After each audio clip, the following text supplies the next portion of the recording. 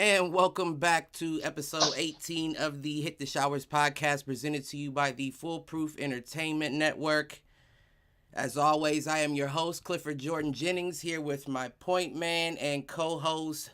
We'll give him Malcolm and Sack for a Loss King. How you feeling? Man, I'm good. What's going on with y'all, fellas? You know what it is. Another episode in the bank. We got Pops up top. What's going on? What up, shower heads?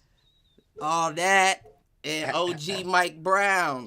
What's What's going poppin'? on, America? What's happening, y'all? He said, "What's going on, America?" That's right. Yeah. Well, we are here again. To be honest, not too much movement in the NFL. So we did have a couple pro days drop. I looked at a few of those. And right off the bat, I'm going to have to give flowers where flowers are due. And Pops, I got to give it to you because Zach Wilson had the best pro day I have seen in a while. Yep. That shit was amazing. Yeah.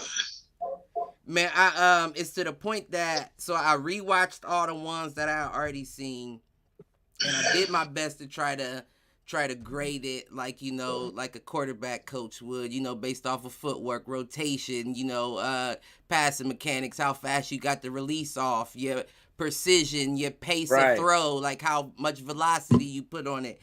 And let me put it like this, with Justin Fields and Mac Jones, I had to tally up how many perfect passes they made. Right? So I had to, and what ended up happening is Justin Fields had about 4 or 5 perfect deep balls that he threw that was like right on the money, on stride with the receiver, didn't have to slow down, nothing like that. He threw about 3 out routes that I thought were absolutely perfect. But when I was looking at Zach Wilson, I had to do the opposite. Like how many of them were not perfect? Like not even incompletes, but how many of those passes were not right on the money, in stride with the receiver, perfect drop, got it out on time. It was amazing to see. Real talk, he has great feet, and he passes better off the run than he does in a stance. Good. I like Zach Wilson. Yeah, he looked good. I watched his highlight tape earlier. He definitely, like he can quick release. He looks confident. I feel like he was on the money. He definitely grew on me big time because I didn't know much about him until Pops mentioned him weeks ago on a previous. Yeah, I mean, episode.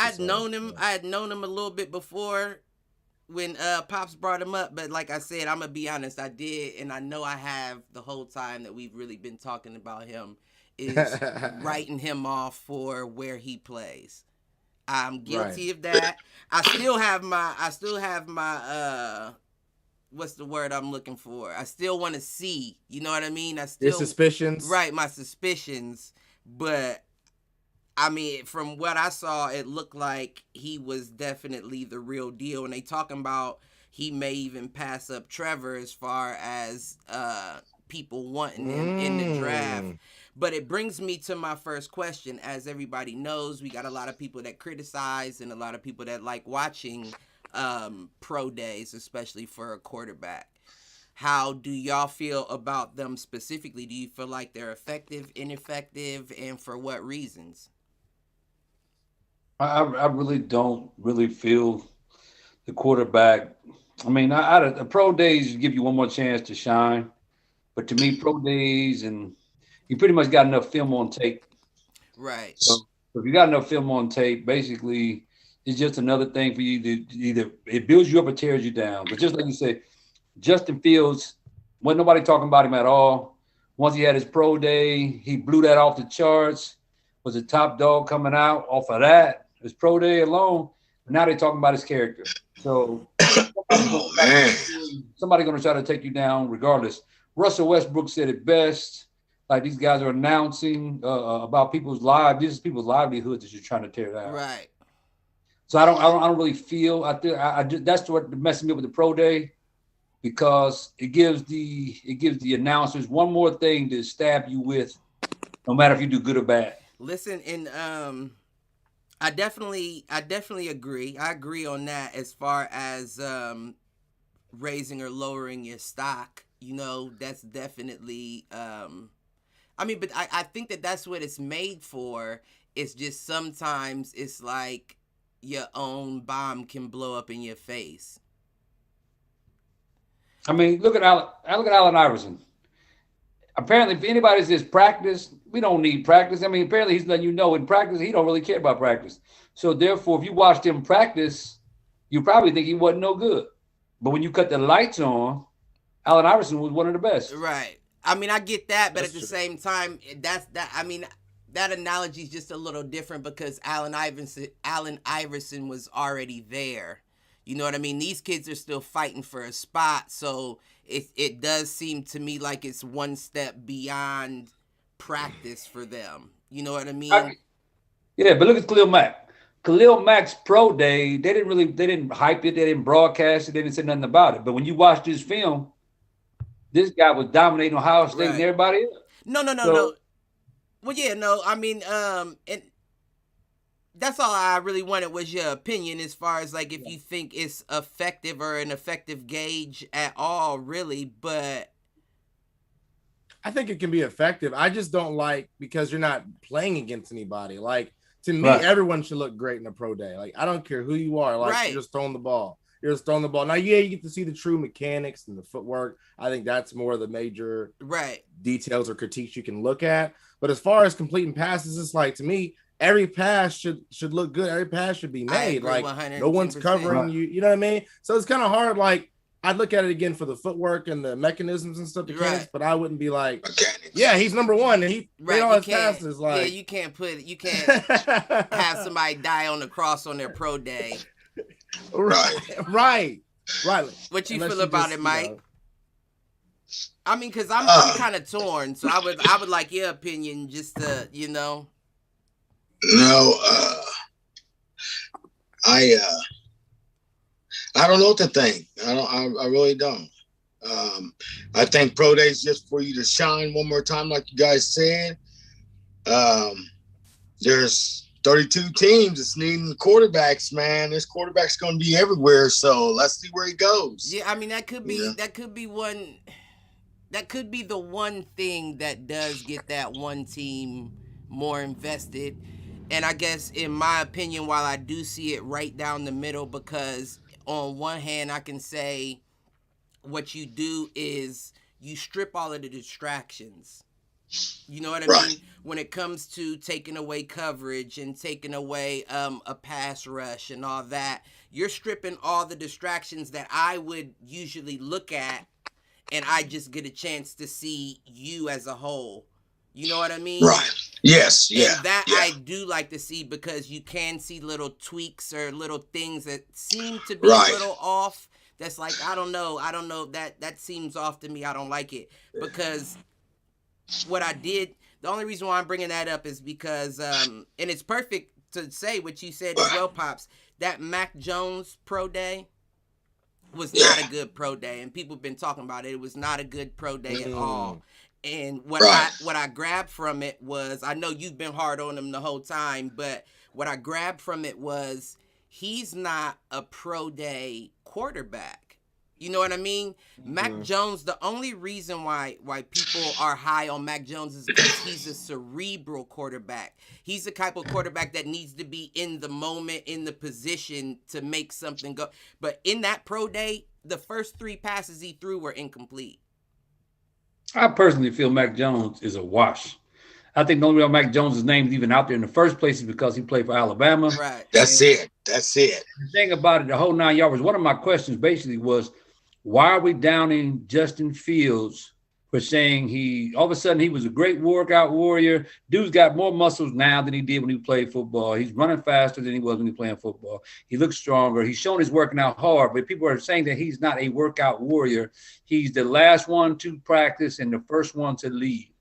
Now, my question on you make them kind of comments, but Mac Jones himself was got 2 DUIs. He got 2 DUIs, and hang on, he got caught with improper identification for a minor. So that means he had some fake ID against your name. Is that real? Alleged? Is that? Do we need? No. Remember, he got suspended for a game because they suspended him because he got caught for a DUI. Well, I mean, I'm not denying I that. know. But as far as like the minors and all that, we'll throw an allegedly in there. Oh, we're gonna throw allegedly, but the thing is, you can look it up. You can throw allegedly, Malcolm. You can look it up. You quick at that. So you said, I'm telling you.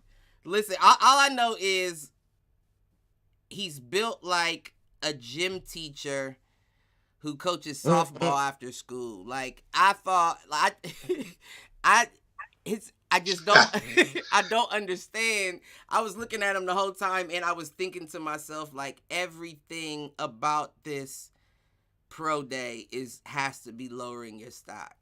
You look so out of shape and soft.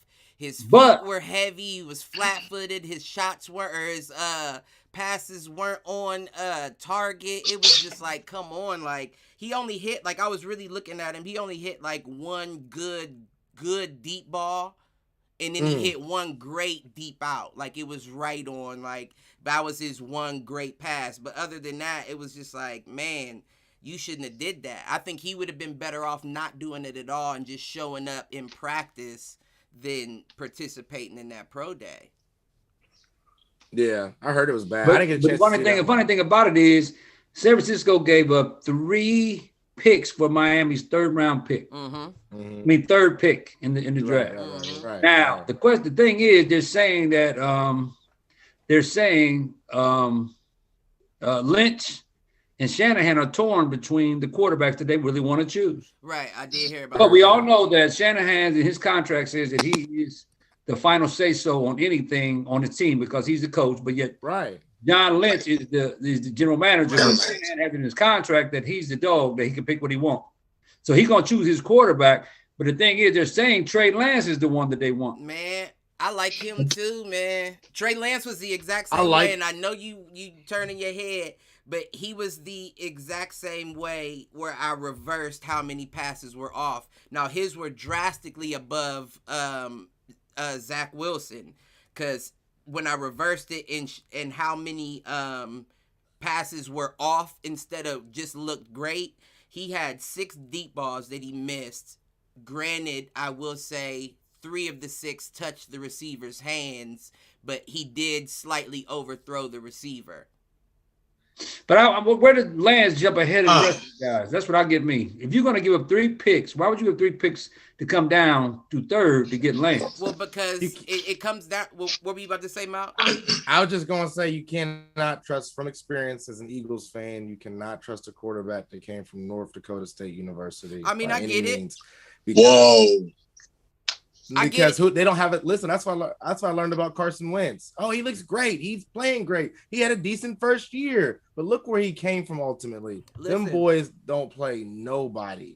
Look at their schedules. But at the same time, we can't. If we gonna say that, that's the same way that I'm holding up Zach Wilson to the Brigham Young situation. You know what I mean? You can't just put him in there like that. That boy had a 28 touchdown, 0 interception season as a freshman in 2019. Like, what are you talking about? Like, regardless of where you play, you're on a collegiate level, and to be able to do that says something. Right. So obviously I'm being biased because I'm hurt. That must be. Cliff. Hurt about Carson Wentz. So, I mean, I hate to admit, I think sometimes we get like that. No, this is 100%. That's what it is, y'all. I'm biased because of Noah Wentz went there. We thought he was going to be decent, and then how that played out. You're right. Trey Lance could be the trip, and I hope so. I'm just biased right now. I like to see. But at the same time, I have to admit my slight biases as well, because I did peg Trey Lance as my sleeper, right? But at the same time, I've been questioning Zach Wilson a little bit. And at the end of the day, they're in a somewhat similar situation. You know what I mean? It just seems like because I pegged him as my guy, I'm a little harder on Zach. Or not even harder, but have a few more questions about Zach than I do about him. And because I've known Trey for a little longer, you know, than just figuring Zach out type shit. But yeah, Mac. I mean, I watched Trey's. Mac might have. I watched Trey's pro day. Yeah, I didn't see Max. I watched Trey. Trey looked good in his pro day. I just don't like how he looked bored. Like he looked like he wasn't really like in it. He just. But looked really, you know what? They said that. They said that, not that he looked bored, but they said he had the fastest pace out of all the quarterbacks pro days I've seen. They were giving him plays back to back to back. Like, he threw 65 passes in his pro day, and he wasn't. They were like, it's crazy that he's not even breathing hard as he's doing this. He and wasn't. That's how he didn't show. He was just out there, effortless. Like, I'm good. Like, I'm good out here. Look effortless. Yeah. And that's the kind of stuff that I look at that. Zach Wilson had a nice pace too, though, and I was impressed. He looked good. He looked good. Impressed with him, man.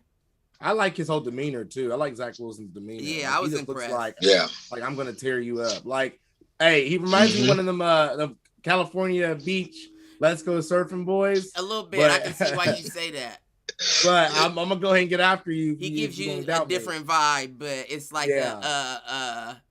like a swaggy. Yeah, I could see a swaggy West Coast vibe type. Tom Brady's little baby brother type stuff. That's how Brady, Mr. DQ, well, no, Mr. Brady Pose. came out there looking damn near like Bam Bam Flintstone with that bowl cut and all that crazy. Brady did not have swagger when he first came out. Yeah, not coming out. Yeah, he got with Giselle, and Giselle was like, "Let's get that haircut and let's fix you up." He got GQ. You know what I mean? Hey.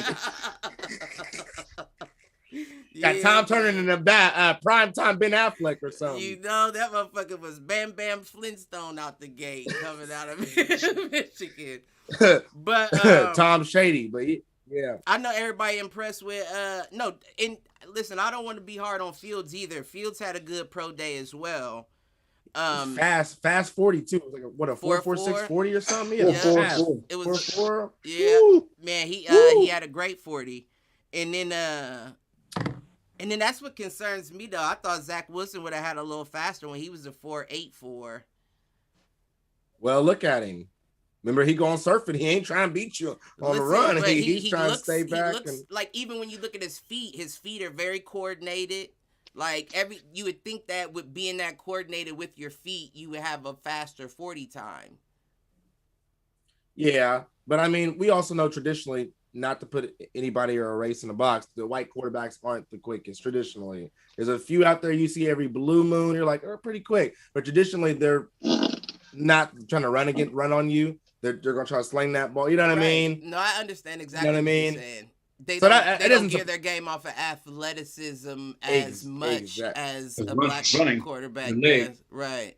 The legs, not that. I wouldn't say the athleticism. I say the legs. Well, you're right. Right.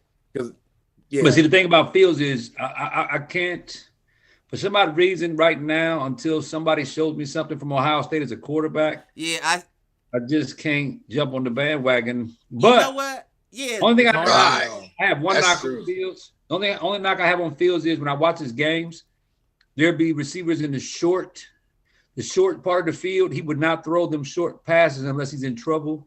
He's always looking for the home run. And it's funny because he's not the best at the home run. But that's all he looks for is the home run. But I could agree. Because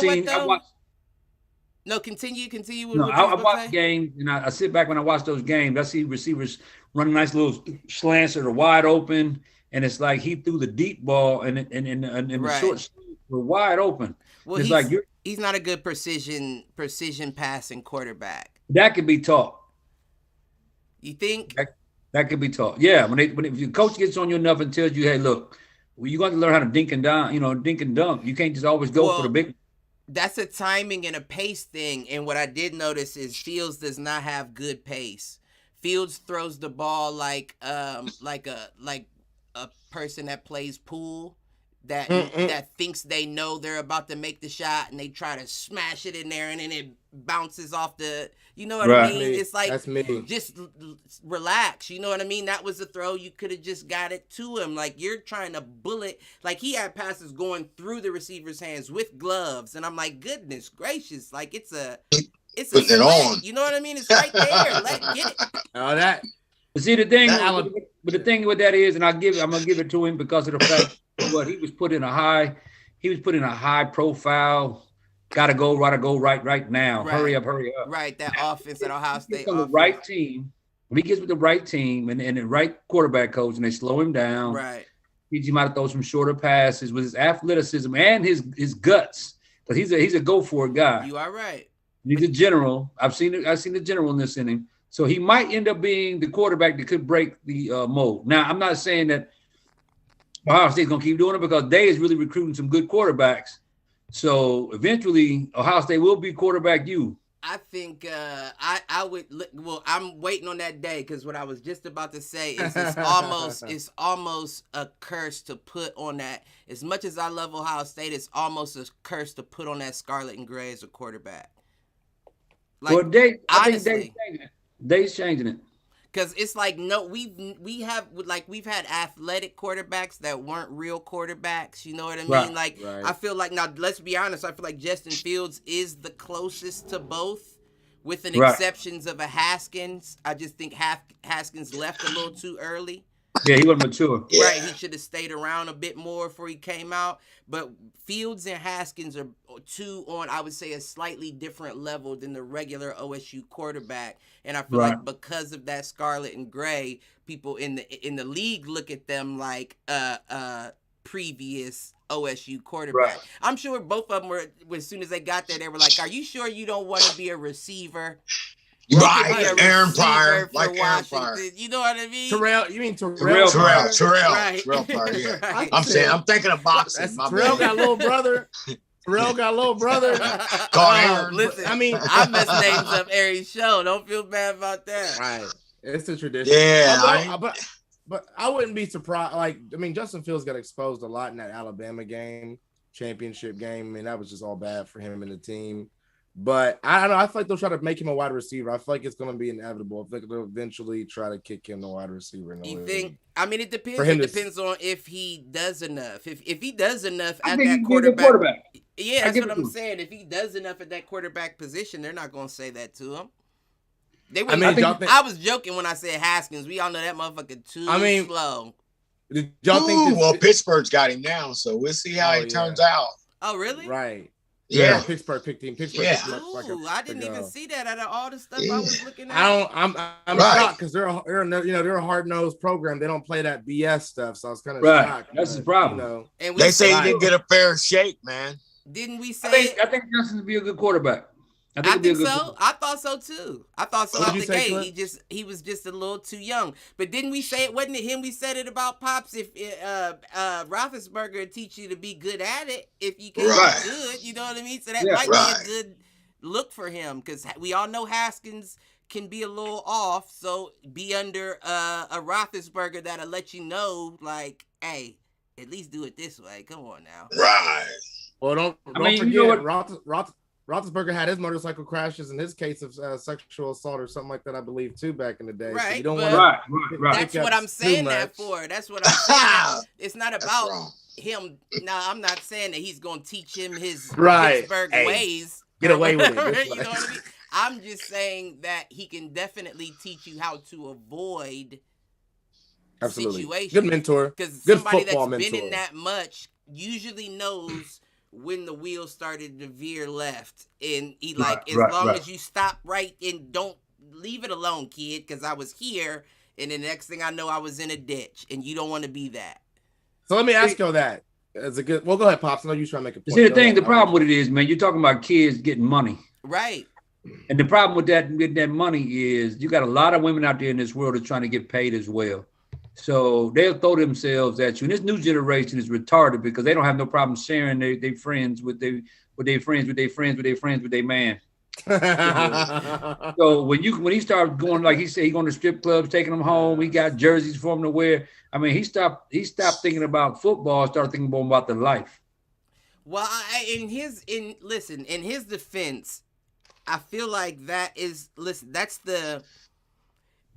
the opportune. What you're asking a kid that just came out of college to do with all that money when they get signed before the season starts is operate through a landmine.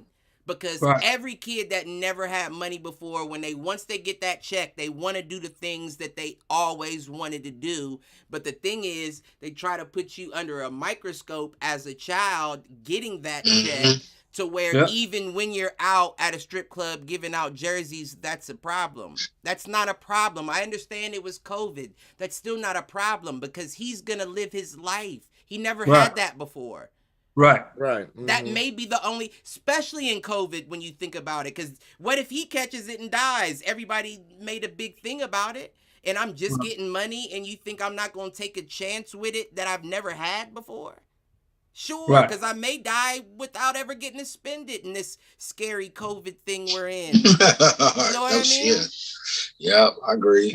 That's why I give you, like you said, I think Justin Fields will be different because I've seen his personality and his way he talks, the way he carries himself. He doesn't seem like the child, he doesn't seem like the child of Haskins. Yeah, he seems a little.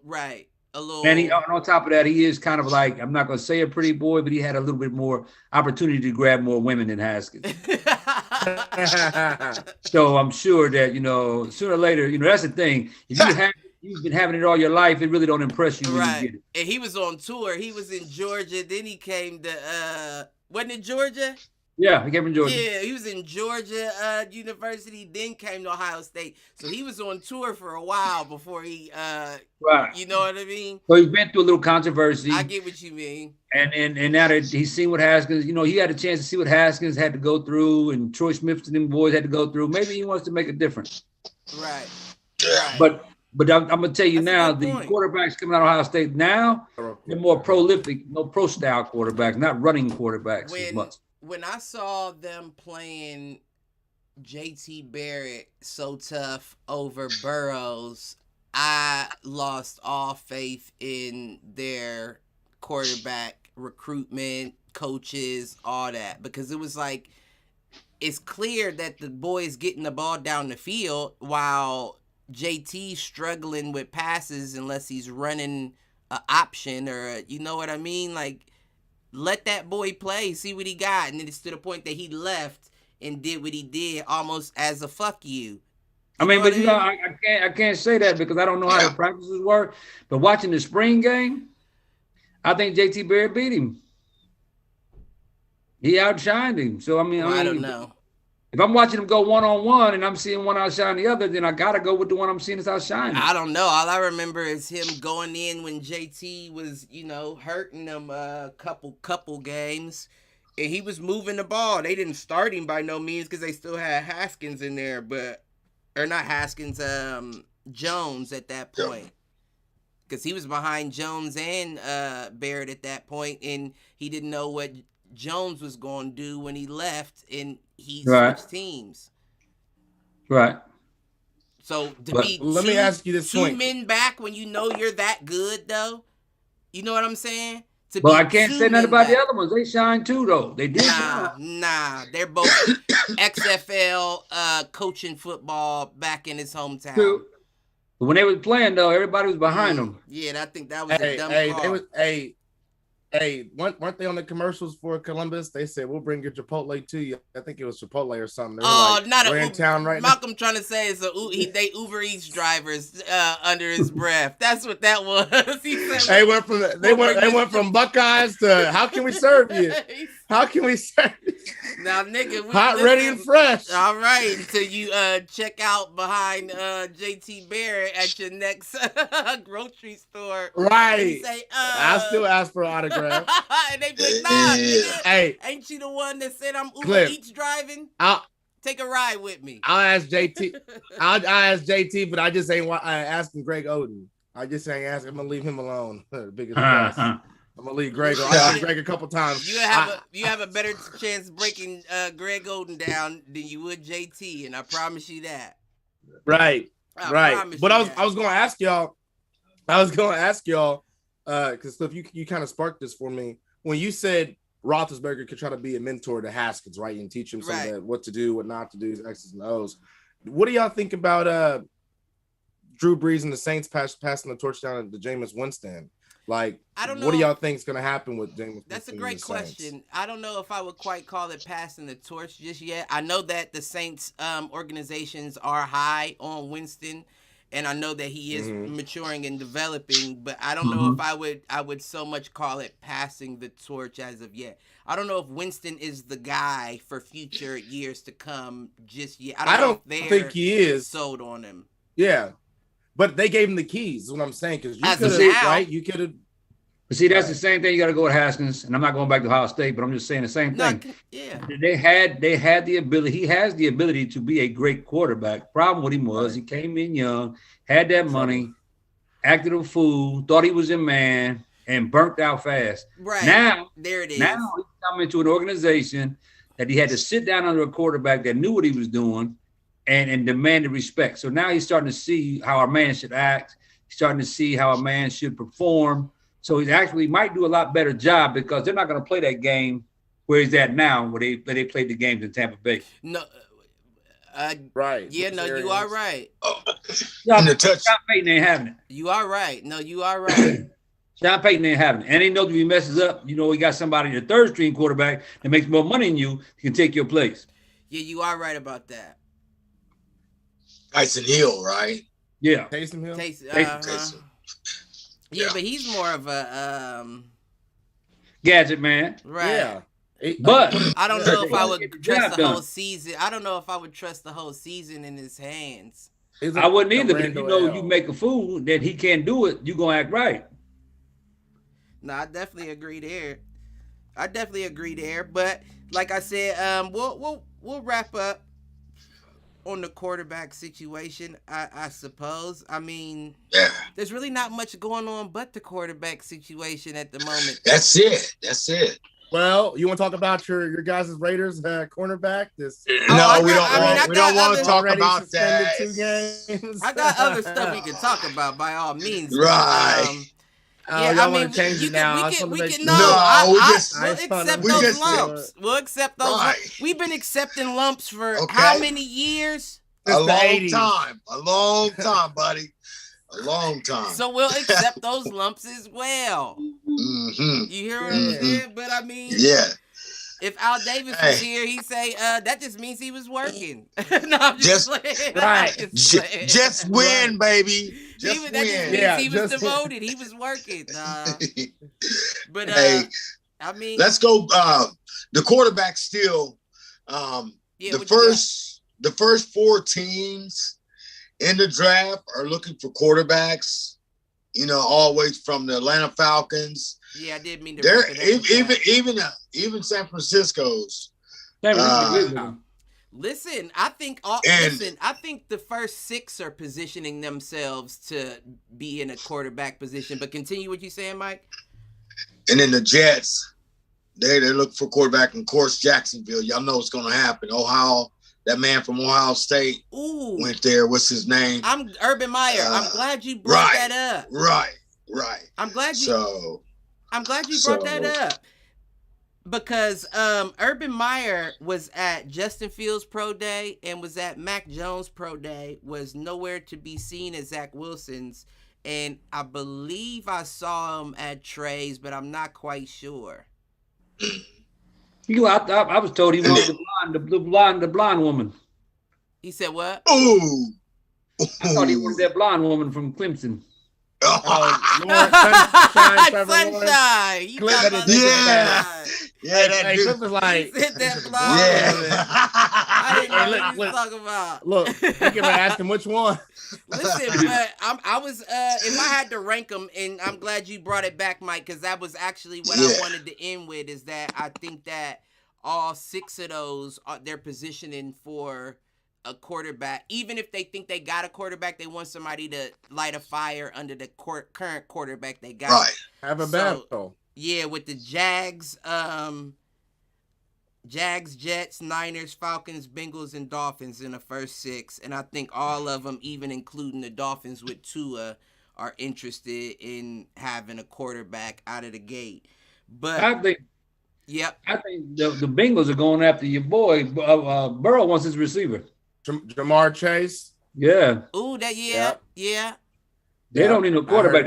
I think he wants his number 1 guy. But who's their backup though? Who?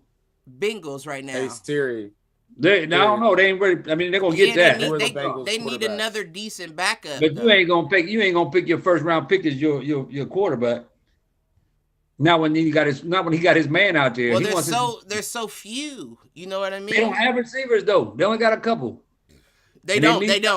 They do. And he wants to throw it to somebody. And why not grab his number one receiver that made him what he was? But you got to think it's going to be another shuffle after the draft, too. It's going to be a lot of trades that take place before the season starts. You know what I mean? I feel that, but let me ask you a question. If he had his man, and his man made him where he got him where he was today, and you want to please the quarterback you have, wouldn't you take his number one receiver? No, definitely. But who is that? Who do you think? Who is that you would Who you think that would be? Who is that you think he would be asking for out of that? Deb Chase. He wants his receiver he had at LSU, the one that made him. Oh, you talking about specifically from LSU? Okay. Yeah, he wants his boy. Yeah. He's the number one, really the number one receiver coming out. Yeah, they got chemistry together. He's rated the number one receiver. He's saying, this the man that helped me get the Heisman. This the man that won the national championship. This is the number one receiver coming out. Hey, I want him. That would be smart. That would be smart, but well, hey. Yeah, listen, that would definitely be smart. They're saying Kyle Pitts may go top 4. They say he keep rising above and above. I see that, but Pitts is nice. That's it, nice. He is nice, but I don't see him as the big banging. He's not a big banging tight end. I mean, he's good at catching passes. He's fast and all that, but as a tight end, as far as blocking, I don't see it. He's a tight end receiver. Right. That's what I'm saying. He's a Shannon Sharp. Right. He's a Shannon Sharp. Well, listen, I will say this, Pops, because when Shannon Sharp, who we know is one of the best, if not potentially the best tight ends of all time, depending on the debate, he gave him his piece and said, he's like, I think he could be special. Like he said, I think he could be really special. He can. But you know what? There's a difference between Shannon Sharp and Pitts. Shannon Sharp got like 60 pounds. And he was muscle.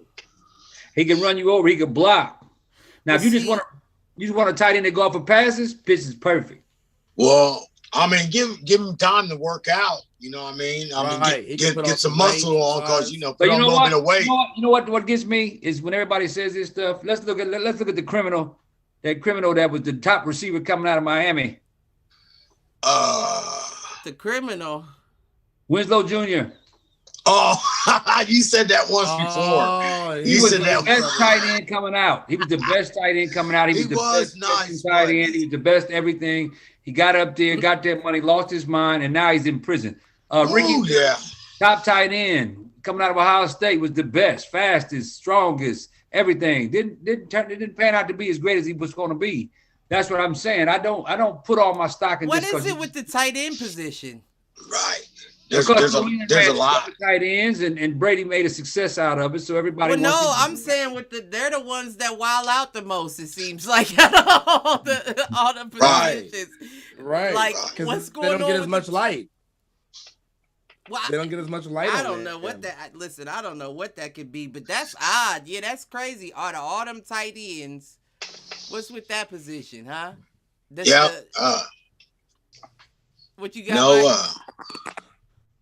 No, the tight end position. About every team's looking for a tight end too, man. Right. Shit, it don't matter if the motherfucker goes to jail the next year. Yeah. Hey, the first 3 teams, they looking for tight ends. But the whole reason why I was thinking about that as far as I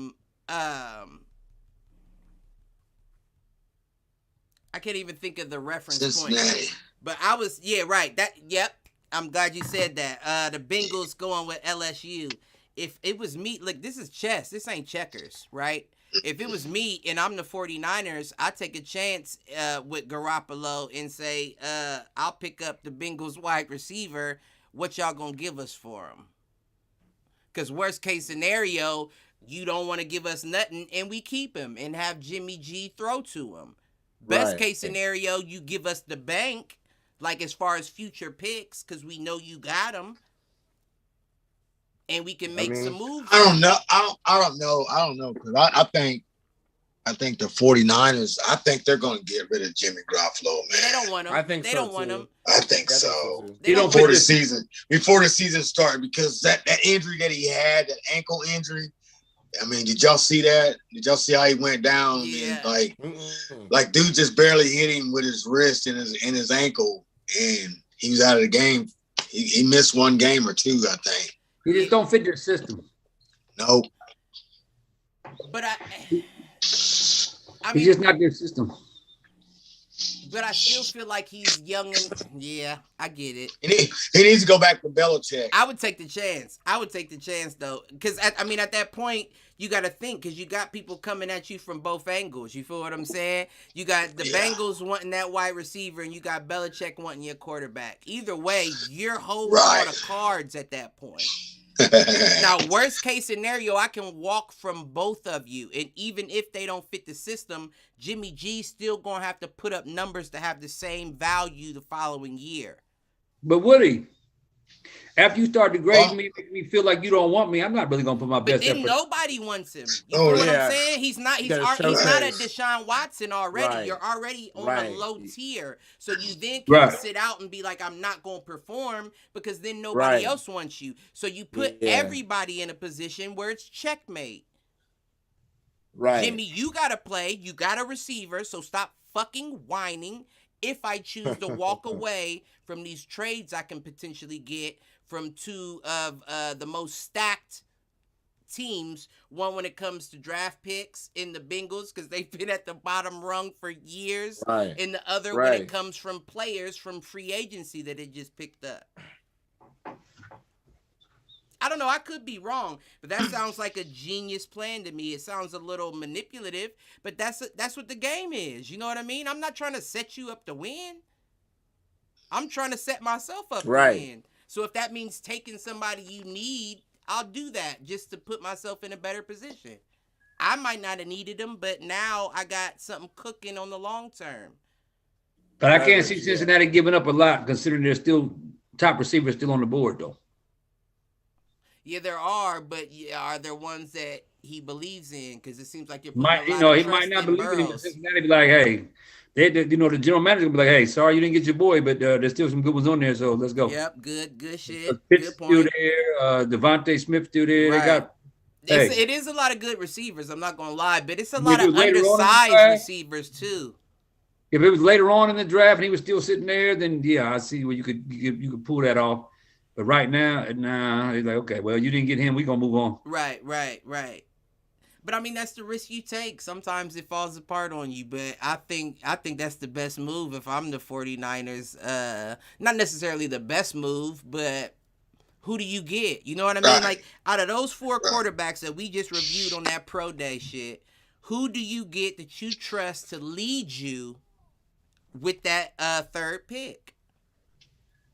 You feel what I'm saying? Like, cause at that point, once you pick that quarterback, that's your guy. Well, a lot of teams are, like 49ers, they're picking Jimmy Garoppolo's successor. You know what I mean? So, whoever. I thought they planned on letting him go. Garoppolo, they probably will. I don't think Garoppolo stays if they get a quarterback. I agree. Well, I don't think he stays if they do, because they definitely, that's one of their needs, though. Quarterback. So I think he's gone. I don't think he's gone. I think they're trying to find somebody just in case. No, they need a backup. I mean, they need somebody just in case. I think they're going to take a quarterback. They're going to go for the best one they can find, and they let Garoppolo run it out, and then let's see how it works out. And if it don't work out, then we picked your future. Right. Yeah. Just like I'm saying, you know what? To me, I'll throw this monkey wrench in there. I'm a Raiders fan, 100%. If I was John Gruden, I'd take up Najee Harris if he's there at 17.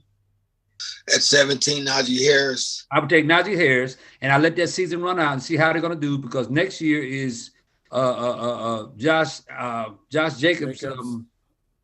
He's almost his contract's almost over. Contract's up, yeah. Yeah. To me, I would take Najee Harris, see how they pan out.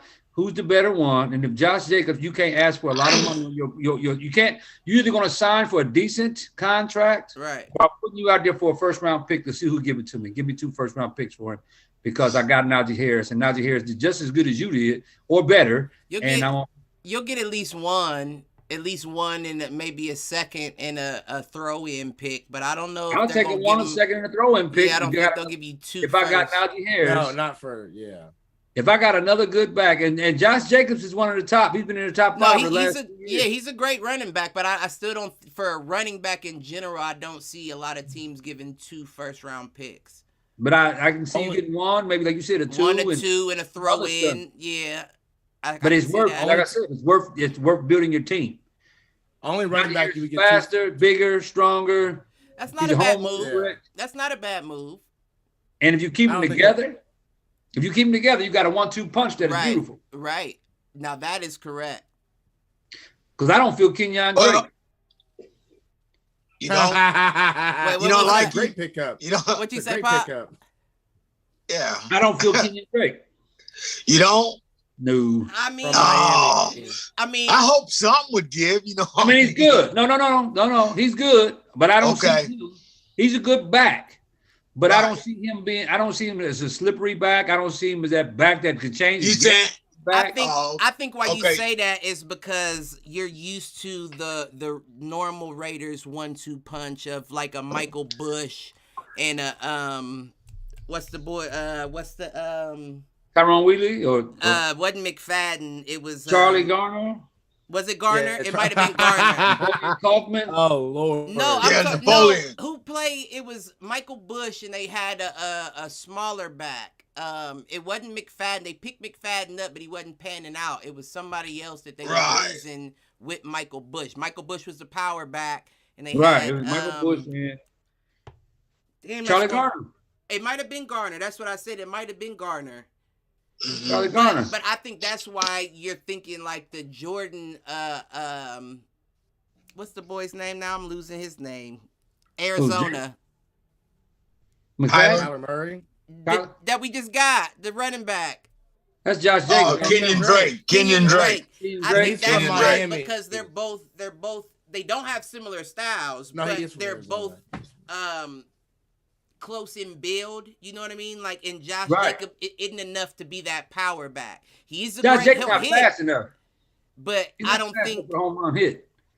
He'll get you them yards, but he ain't gonna break no. He ain't breaking it through the house. He's not alone. He's not a big runner. He's not fast. The question is Drake? I think for our little running back, I think Josh that first year, I think he was sticking his foot in the ground. He was going a lot more. That second year, he kind of got away from that. You know, now we got rid of that. We got rid of that big trash can in front of him. Ooh, so now, sorry, Mike. He's so stupid. I'm sorry, Mike y'all. Pick on him every other week. Look. Fuck Trent. We got rid of that. We got rid of that. Yes, we got rid of that big garbage can. So now, you know, it opened up on that side a lot better. I think. You think? Really? Yeah. I mean, I think they improved the line. I think the line will improve. Yes, I do too. That arrogance ain't on there no more. You gotta have people that want to play. First of all, I think Ricky Incognito. Incognito coming back is a good move. Right. Is he coming back? He already signed him. He's good. He's in. Okay. And then you pick up the other players that were really decent. I think they're gonna be good on that area. But I'm just telling you, we need a fast power back. Yeah. And on top of that, you know, Najee Harris is known for blocking. So that's what I'm saying. That's why my pick would be Najee Harris, because Jared Carr needs an hour to choose who he's going to throw the ball to. You are right about that. So, to me, you get a big back that's fast, elusive, and can block, and is a home run threat. I'd rather have Najee Harris. Then I can make a move. Now, my first pick would be Najee Harris. The rest of it's all defense and some offensive linemen. Okay. Well, that's what we need: an offensive lineman. We need a safety. We need a linebacker. We need a defensive tackle, and we need a cornerback. Nah, we don't need defensive tackle. They done picked up 100 of them on the offseason. So one of them. I've seen that. Let's see how they pan out over minicamp and stuff like that. Quentin Jefferson's good. He was good. Mm-hmm. Y'all need a new GM. When you hire Mike Mayock as a GM, No. Come on. No, Malcolm. He can't do nothing without John Gruden. John Gruden makes a final call. Right, yeah. So you don't need Mike. That proves my point. If John Gruden's running the show, what I need Mike Mayock for at that position? Give me somebody else. Here we go. Fly, Eagles, fly. Okay. Hey. You're right. This wasn't about. What's up? It must be. It must be. Listen, no. I was about to move us on, but since you put yourself on the track, what exactly are the Eagles' plans? Because I see Jalen Hurts switched his number to number 1. That's the only thing they got going. Is that what he's? Was that a subliminal to the rest of the organization that he's and they're not even sold on him yet. That's why I feel like you put yourself at number one. I don't know if he's. They're sold on him. They're sold on him. They're sold on him only because they made him the starter and they gave away their sixth pick. They could have had the sixth pick and tried to get at least somebody somewhat. But when they traded that away and went down, I think to like number 12 or something, that told me that they're going to go ahead and see what he got. Now they signed Joe Flacco, which I told y'all. Lord have mercy. I don't like Joe Flacco. I never liked him or Andy Dalton. Back before they got paid, I said they shouldn't have got paid, and look what happened to them both. But they got Joe Flacco backing him up. Maybe to y'all's point, like what Cliff said, maybe Joe Flacco tried to give him some experience. I mean, he did at least one ring. Maybe we'll try to give him some X's and O's. But I like Jalen Hurts with the Eagles. I don't like the coach they hired. I don't think he's going to do nothing. And we haven't built anything on the defense or the offense. I think we're in the same position, just going through the Hurts a quarterback. You know what I mean? Y'all biggest, hey Malcolm, y'all biggest need is wide receiver, cornerback, offensive lineman, linebacker, and defensive lineman. Wrong. We need everybody. We need a whole new organization. It just said what it said y'all biggest need. It said y'all biggest needs, bro. He said burn Philly. That's what you he need. said. All new. Yeah. You need all new. You need all new everybody. It ain't one particular position or positions. You need all new. He said everybody. Philly quarterback. They gonna burn Philly down and they gonna come back as the Phoenixes instead of the Eagles. Watch. According to the NFL Network, okay, that's the biggest need for Philadelphia. That's a better name too, Philly Phoenix. You know. Eagles. It's the Philly Phoenixes because Eagles ain't got it, Joe. Don't disrespect. Hey, what AJ say? Las Vegas Faders. He said Faders. Hey, hold on. God gave y'all that chip and was like, all right, now break it up, Philly. Let's move. Right. That's what I'm saying. Yeah, Lord. We try to give you all up. Somebody try to give you a little love. Break it up around here. But I will mention this and then I'll leave it alone. I seen this documentary. It's from 2 years ago. It was on Amazon Prime. It was like a Hard Knocks version of Philadelphia Eagles. Right. Of course, I watched it. So I thought it was interesting because I feel like everything went bad. Once again, when we got rid of our hot hands, Super Bowl MVP, Nick Foles. When we got rid of him, that's when everything went downhill. The whole team. Listen. Come on, bro. I'm tired of listening, man. I'm tired of listening to that. Nick Foles ain't nothing. He ain't a starting quarterback nowhere, Malcolm. Okay? Let's just finish this, Malcolm. Let's get it over with, okay? He is nothing. He was nothing before the Super Bowl. I think it's a lot of people that need quarterbacks, and I think Nick Foles could still start somewhere. Might not have the best I don't see that happening. I don't see that happening, y'all. I don't see that happening. He's been trash ever since, bro. Ever since the Philly special. Hold on. Papa Jordan and Cliff, we talked about this on NBA earlier this week. Mm-hmm. When you have the table that says, have you won a ring or have you won rings, let alone be a damn Super Bowl MVP, sit over here. My dude's walking in there comfortably any day of the week with his jacket on. He got a pass. Sitting at that table. He got his green jacket right now. Okay, but he's going to have one trophy. He's going to have one trophy over his table with his little champagne glass. And how many trophy? We got three. How many? We got three. I don't care about three in our house. There's guys like Dan Marino, who we all know is one of the greatest quarterbacks of all time. But he don't got a Super Bowl. Table. Right, he can't sit at that table. Yeah, no, that says something. He put the team on his back when he did that. Now that might have been his only fuse. Right. You know what I mean? He might have burnt his whole fuse out, but he did it. Mal, I'm with you, man. Yeah. Right, you know what I'm saying? No, I'm gonna tell you, he's a field general. He's a baller. He's only good if the team around him is good. You can say the same thing about Eli Manning. Eli Manning to me sucks ass. Right. Sucks ass horrible.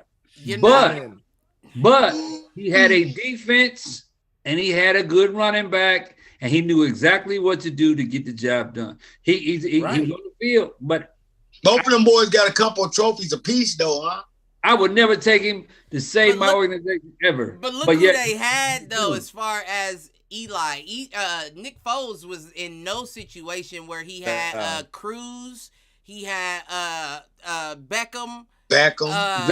Barber, Tiki Barber still, right? No, I don't think No, that's way back. Hold on. They played together. Yeah, Tiki Barber when they won their first. Tiki Barber. Yeah, they won a ring together. Yeah. Okay. Yeah, Tiki Barber just retired within the past 10 years. No. Didn't play with Cruz. Tiki Barber, no. Tiki Barber retired. He retired. Yeah, he didn't play with. I'm just saying that's when you got weapons like that, especially at the quarterback position.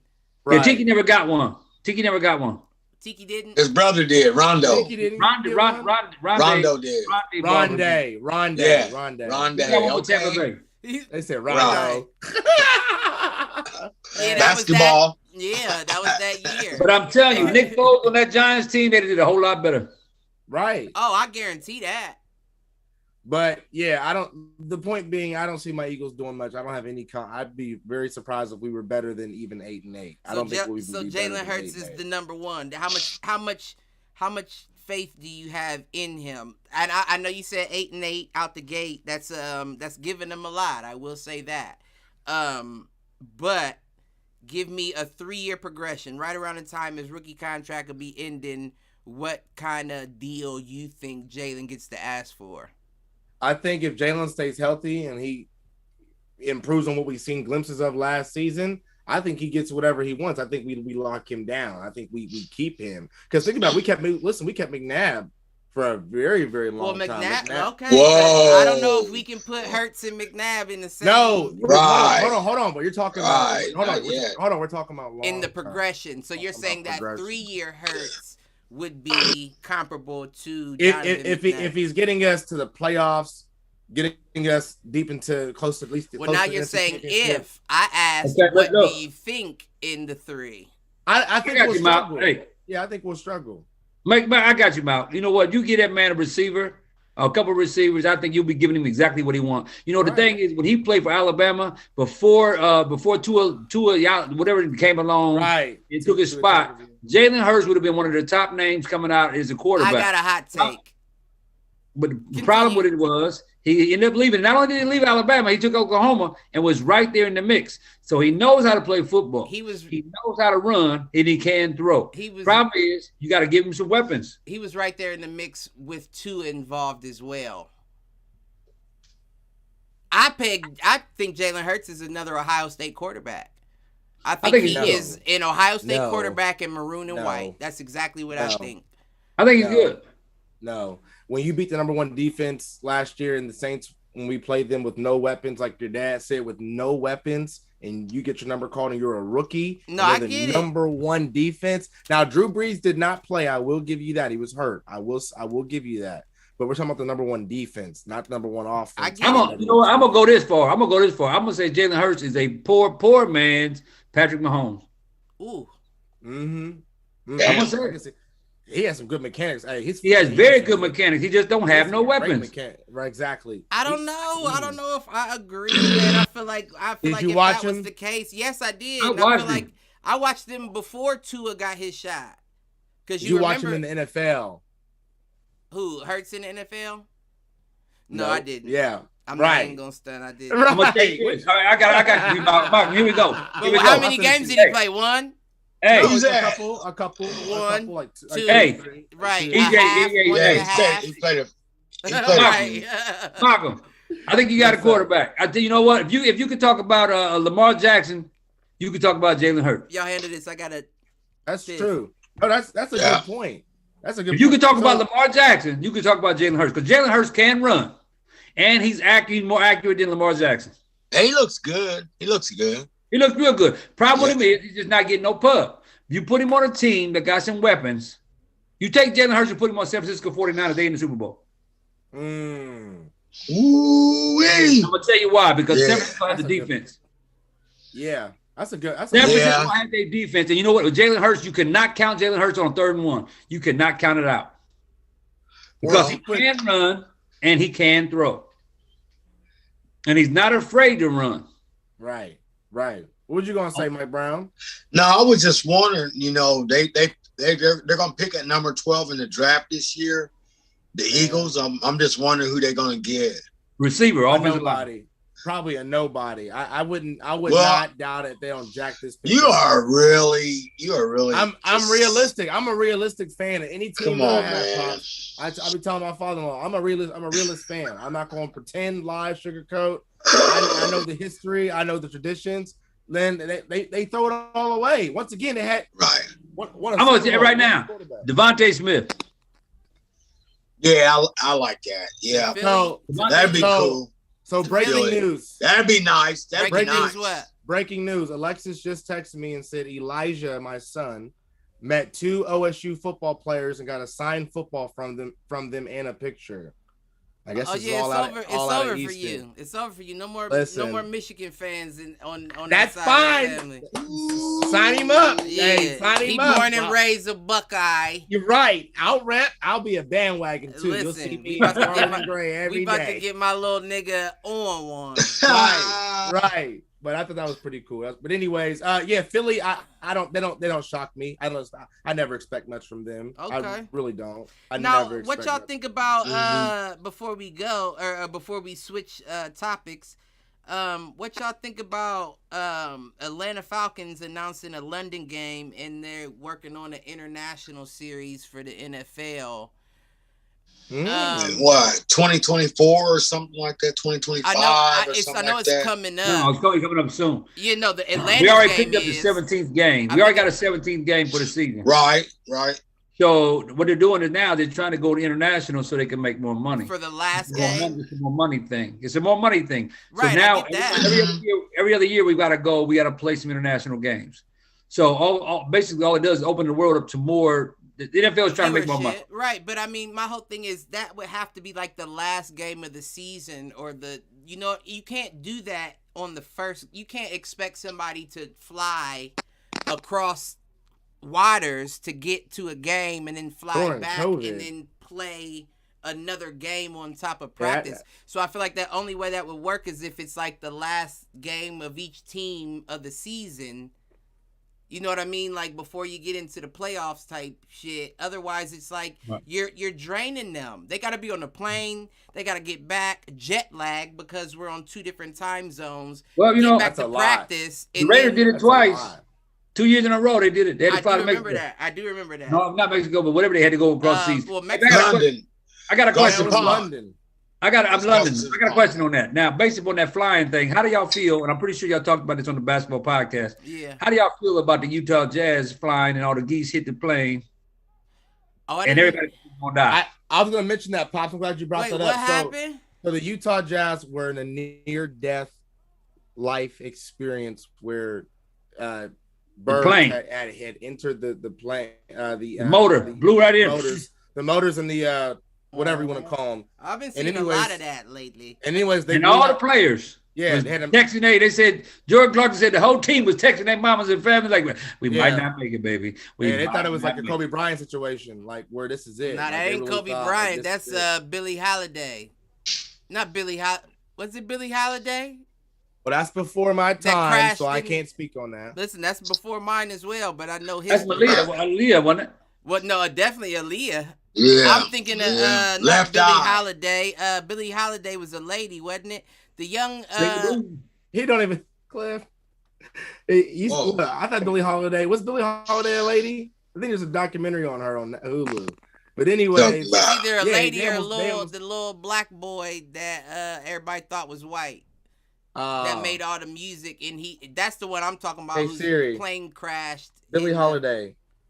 But my thing is, how do you feel about that? I mean, how would you feel if you was on a plane, the motor started acting up, you started to feel like it's going down, and ain't nothing left for you to do? I mean, if I'm going with my squad. What you mean? I'm going with my squad. We a team. We go. I guess we going out. We are Marshall. What can we do? You know what I mean? They said Donovan Mitchell's the only player that did not fly back. Like after that, like he took a different plane or a different form of transportation. Like he was not getting back on that plane. Was that? I thought he got on, but I got you.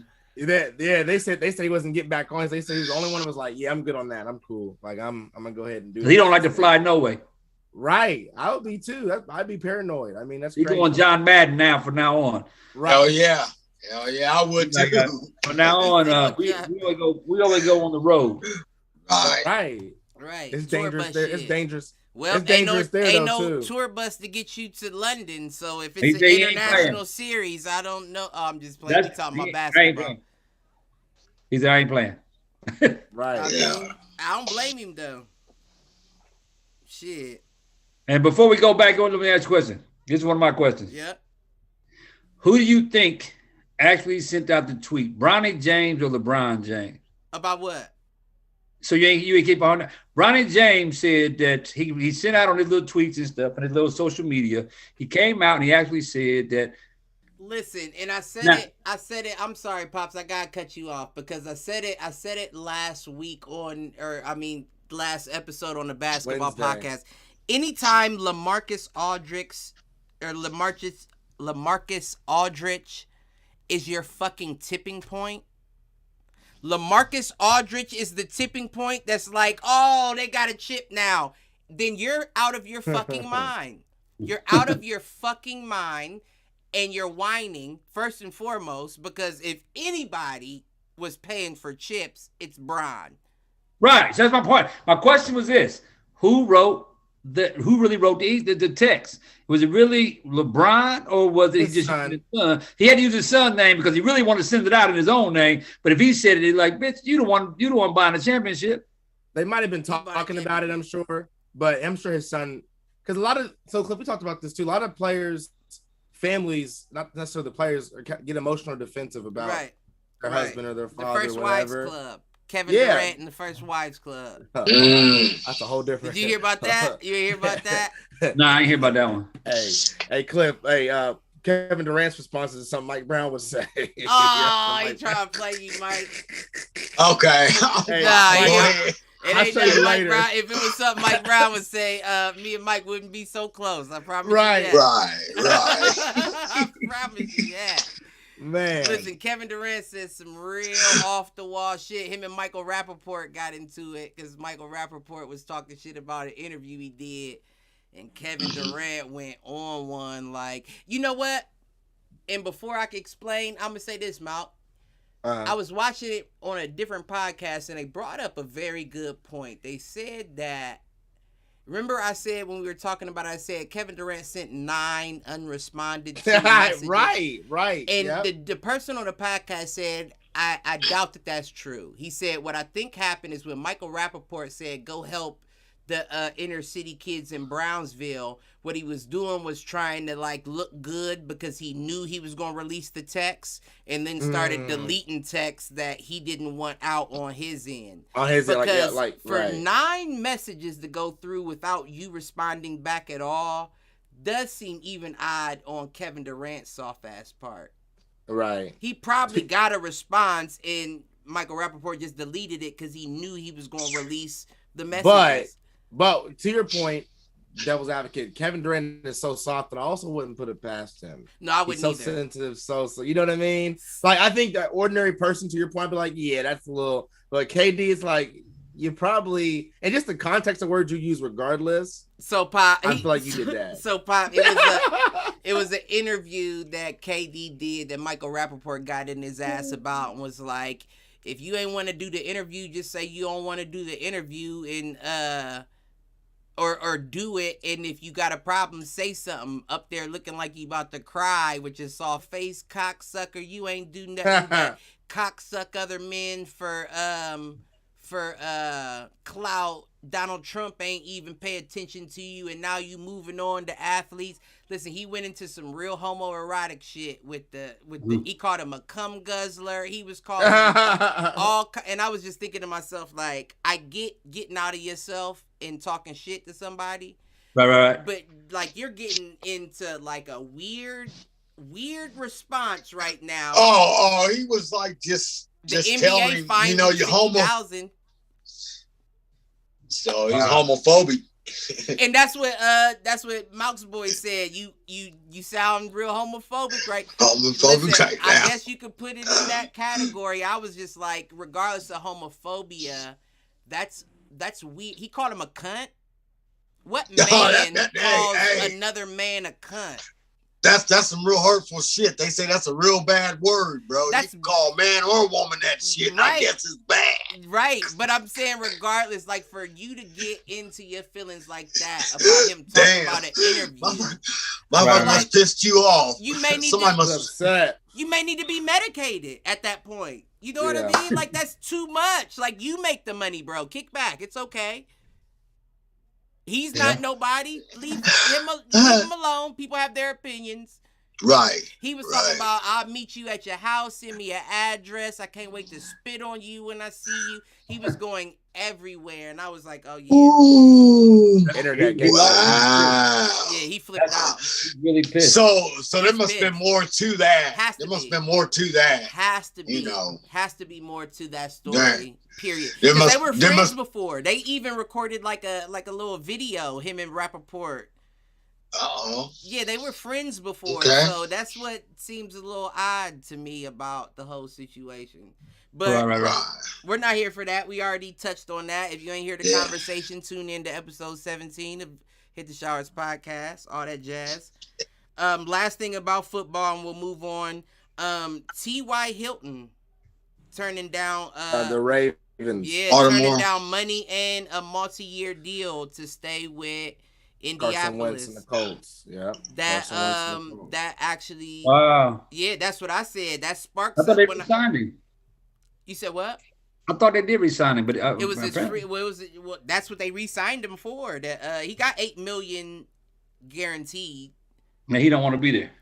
Well, no, he said he wanted to be there. He said basically T.Y. said he would prefer to play for one organization throughout his whole career, so he don't really care what happens as long as he can stay with Indy. So he turned down a higher paying multi-year deal with the Ravens to stay with Indiana. Okay. And they gave him an $8 million contract, $8 million guaranteed. He can make up to $10 million plus incentives. Okay. And the incentives as a receiver are easier to make because they need you to move yards. We already know on defense, if you're about to get your incentives, they'll pull you out and put second string in. Right. Yep. You know what I mean? We don't want to pay you them an extra 2.5. Jackson, get in there, please. Help us out. Right. So T.Y., I think that's a good look. Like even though he lost that money, I still think it's a good look. My question behind that is Wentz, though. He said he was in convos with Wentz as well as Adam Luck, and Adam Luck kind of, said that he thinks that Wentz would be a good fit for him staying in Indy. And he even said it. He thinks that he sees similarities in Wentz and Luck's style a bit that could see him getting the ball. That I thought was a little bit of a reach. It is. But I can see where he's coming from. My question to y'all is, do you think that that's enough? Like, do you think Wentz is enough for that 8? Because at that point, you're just taking the money and you're worth more than that. You know my answer. You're on the end of your career. You know my answer. What's your answer? So look where he just came from and how I felt about him. So you know how I feel about him wherever Wentz goes. He's not. But with a T.Y. Hilton, does that change that didn't change your thoughts at all? Like, we'll see. Only time will tell, right? Like I will give him that. Like he could be a better fit in Indianapolis with his old coach, chemistry, and T.Y. But can he stay healthy? That's what it comes. He holds onto the ball too long. Who's Indiana's backup? Jacoby, or not Jacoby? Nope. He went to the Dolphins. Jacoby Brissett. Yeah, he went to the Dolphins. I'll look it up though. I don't know. I don't either. So their backup is Jacob Eason. I don't know who that is. Exactly. That's rough. That's rough, dude. That's rough. That's rough. Because I don't. If he goes down, then what? As always, if he goes down, then what? But at the same, no, because Rivers, wasn't it Rivers? He did kind of. Rivers had a decent season. He got you back. He got you back in a nice spot. So you don't want to fall. You don't want to fall back that far if Wentz gets hurt and you end up having to start at Eason for 10 out of the 17 games. Right. Yeah, that's rough. I didn't know about that. So that kind of affects the way that I view T.Y.'s decision, if I'm being honest. Well, Remember, we talked about this with other players. Bro, you just loyal to a fault. You truly just don't care, or some people are. Some people you're are content. Well, it's almost like we talked about this too, and y'all know this. Like even in the workplace, some people want to move on up. Some people are like, I'm fine with where I'm at. Right. I'm clocking in, clocking. I'm getting paid. I'm comfortable. I mean, that's the same as Larry. Larry who? Fitzgerald. That's what I thought you was about to say. Oh yeah.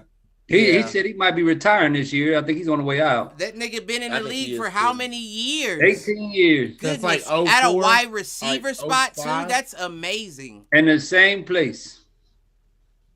Yeah. This would have to be the year. It's over. I think he said. And I don't think Kyler got it in him. I think he said he's on his way out.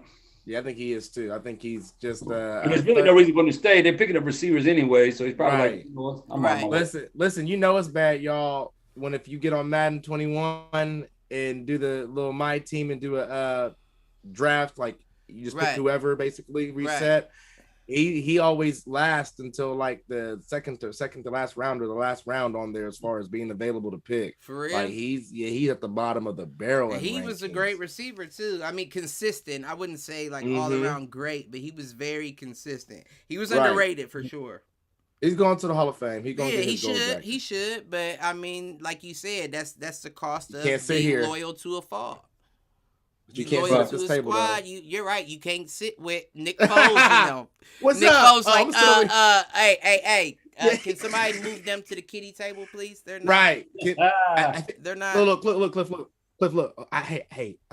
Sorry to be very bad news. I think you're at the wrong table. Right. This is for I think you're down there to the left. Right. Okay, well let's transition then. We're gonna transition and I would like to first, before we get into the UFC champion, the new UFC champion of the world, I would first like to announce that they announced jiu-jitsu will now be involved in the 2024 Olympic Games. Oh, okay. Which is that I think that's a definite that's a plus, because those are the type of sports that I feel like always should have been involved but never got they shine. So my next question beyond that is, because you know they've been asking for MMA to be involved for the past 2 Olympic Games.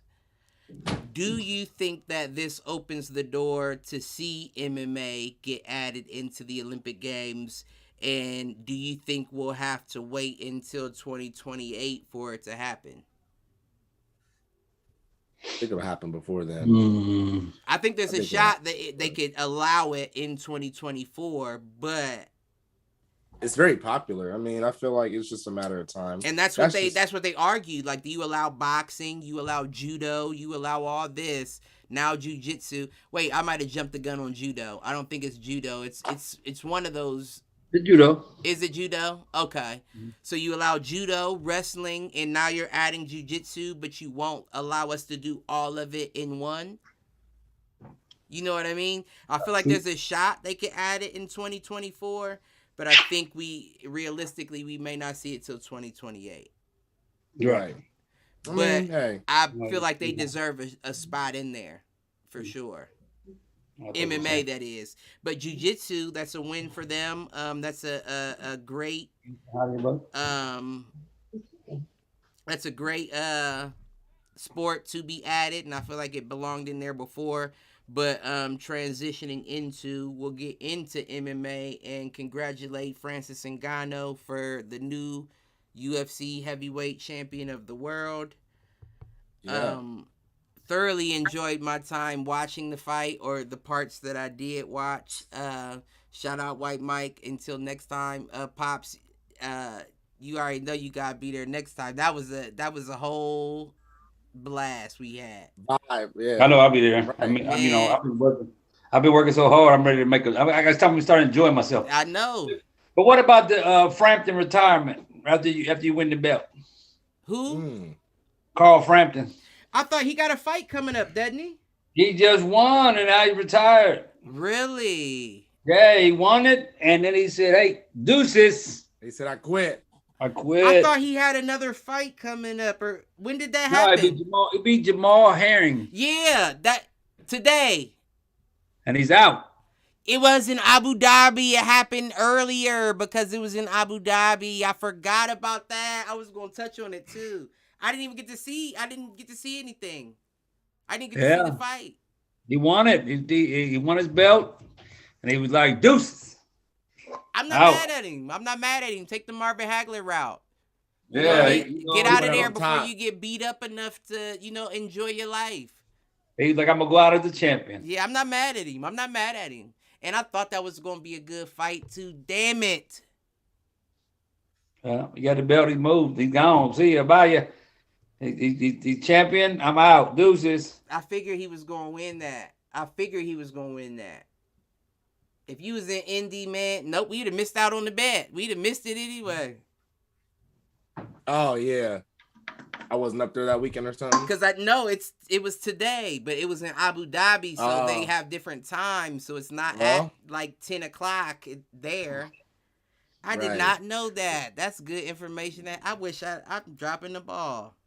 That's good information to have, though. He got his win and he out. And he's out. He can enjoy it. Hey, enjoy retirement. Now, that's not to say he might stay retired. He can still come out. Nah, he ain't gonna stay retired. Nah, he still got some. I know he's getting up there, but he still got some years to really work. Because he's still younger. If I'm not mistaken, he's like 28, 29, 20. Yeah. He still got a couple years left. So he could afford to take a year off. But if your heart ain't in the game no more. Right. That's different. There's a difference. That's the only thing. I don't know if his heart's in the game. He did what he needed to do. He won what he wanted to win. He got it. I'm out. I'm deuces. Frampton is a great fighter too. So I give him P's. For that. That don't make me feel. I mean, I would have liked to see the the build up fights everybody was waiting for, but yeah, I'm not mad at that. He's out.